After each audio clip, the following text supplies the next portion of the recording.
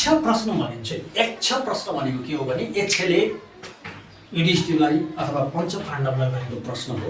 यसको बारेमा त म अलग्गै पार्टमा आउनेछु। अहिले भने यक्ष प्रश्न भनेको यदि हामी वक्ता बन्ने, तपाईँ उद्घोषण गर्ने, तपाईँ वक्ता बन्दै हुनुहुन्छ भने प्रेजेन्टेसन गर्दैछ भने टपिक्सको अनि विषयवस्तुको तयारी लयबद्ध अथवा तपाईँ सरल अथवा त्यहाँ कन्टेन्ट कसरी खोज्ने सर भन्नुहुन्छ।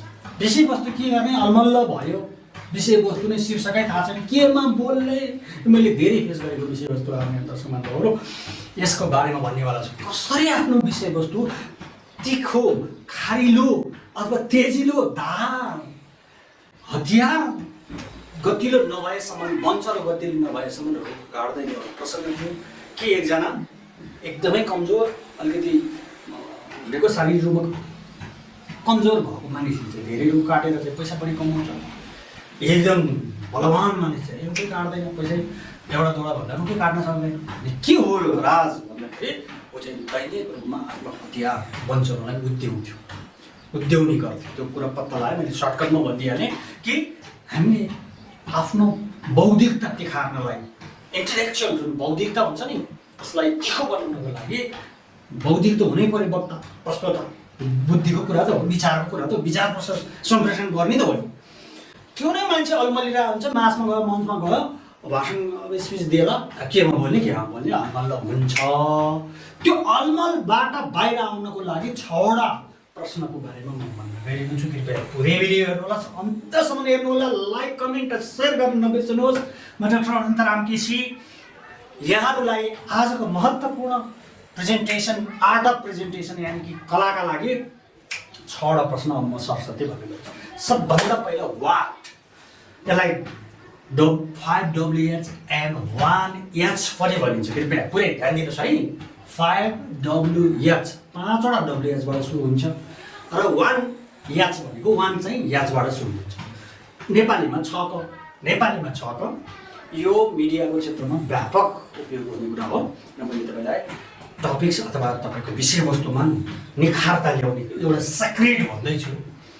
यो सेक्रेटलाई मैले मिडियाबाट यतापट्टि ल्याएको छु।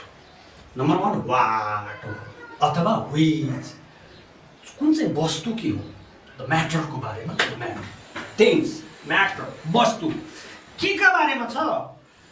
तपाईँ वस्तु कुनै ल्यापटपको बारेमा छ, क्यामेराको बारेमा छ अथवा कुनै घरको बारेमा छ, त्यो म्याटर भयो नि। वाट। अब वाटमा के हुन्छ, व्हिच कुन चाहिँ पनि भन्ने हुन्छ। फुड होला, के होला, के होला, के होला, जे पनि हुन्छ। वाट गर्नु पऱ्यो, व्हिच गर्नु पऱ्यो, नम्बर 1। अनि त्यस सँगसँगै वाइ पनि रिजन, द रिजन वाइ किन छ यो भनेको तपाईँको टपिक्समा के गर्नुहोस् भने मैले किन लजिकल कुराको लागि वाइ द रिजन मैले भनिहालेँ। लजिकल कुरा पहिला वस्तु के रहेछ, त्यो के को विषयमा रहेछ, वाट इज द सब्जेक्ट भयो। अहिलेलाई रिजनको बारेमा भयो। अब अर्को भनेको हु, हुम, हुज, यो चाहिँ व्यक्तिको पर्सनको बारेमा। हेर्नुहोस् त, हु, हुज, हुम, हु कसलाई, एउटा व्यक्तिको बारेमा, पर्सनको बारेमा, मान्छेको बारेमा। यो त क्लियर छ। हु हुम कसलाई, हुज कसको, यो व्यक्तिको बारेमा। एउटा मात्रै, यो एउटा क्याटेगोरी है, 3टा गयो, भर्खर 3टा गयो। अब अर्को छ वेयर, ठाउँ, द प्लेसको बारेमा। ठाउँ कतै छ कि, तपाईँ ठाउँको बारेमा व्याख्या गर्नुपर्छ कि सगरमाथाको, अमेरिकाको, भारतको, कहाँको, त्यो त ठाउँको हुन्छ। अब अर्को यो भएपछि 4थो भयो। 5औँ टाइमको बारेमा हो। So very clear. योभन्दा संसारमा जति पनि यो सूर्य ग्रह ब्रह्माण्डमा यो 5वटा कुरा र अर्को एउटा बाँकी छ, त्यो चाहिँ मेथोडोलोजी हो।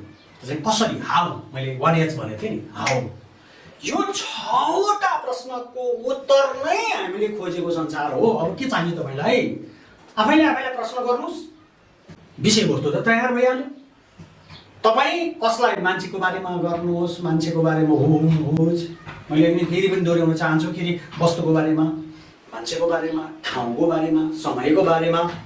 अनि 2वटा चाहिँ महत्त्वपूर्ण, रिजन र मेथोडोलोजी। रिजनको बारेमा वाइ, मेथोडोलोजी अथवा तौर तरिका कसरी कति सङ्ख्यात्मक रूपमा बताउनु पर्यो भने how much how many how do भनेको कसरी गर्ने यो त हाउको यस भयो यसको उत्तर खोज्नुहोस् तपाईलाई मैले यहाँ पढाइको विषयमा पनि महत्त्वपूर्ण कुरा हुन्छ कि यो 6 वटा प्रश्न बनाउनुहोस् पढेको विषयमा उत्तर त्यसै आउनु खोज्नुहोस् त्यही उत्तर लेख्नुहोस् र विषयवस्तुको तयारी त तपाईले टपिक्सहरू बनाउनुदेखि लिएर पब्लिकेसन प्रेजेन्टेसनको लागि पनि यो 6 वटा प्रश्न सोध्दै खोज्दै आफै आफू उत्तर आउँछ त्यो नै तपाईको सब्जेक्ट हो म फर एक्जाम्पल म कसलाई प्रेम गर्न चाहन्छु म कसका बारेमा बताउन चाहन्छु मैले कसलाई आदर्श मान्छु मेरो नेता को हो यो सबै हो त्यतिकैमा जानु न त्यसकै बारेमा मात्रै भनिदिनुहुन्छ पुगिहाल्यो त अनि कुनै वस्तु तपाईलाई विज्ञान मन पर्छ कम्प्युटर साइन्स मन पर्छ तपाईलाई कुनै वस्तु अब्जेक्ट जंगल मन पर्ला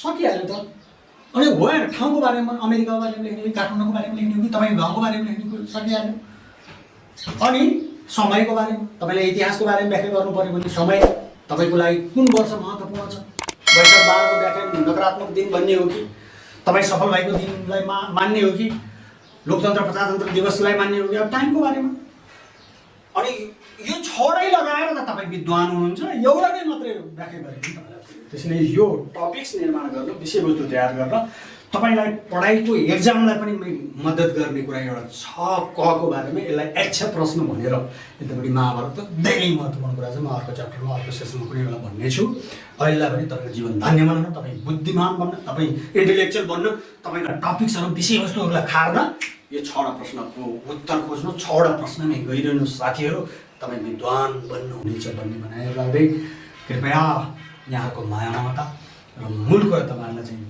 लाइक कमेन्ट गर्न चाहिँ अल्छी नगर्नु होला शेयर पनि गर्नुहोस् है धेरैले ज्ञान पाउनु थ्यांक यू सो मच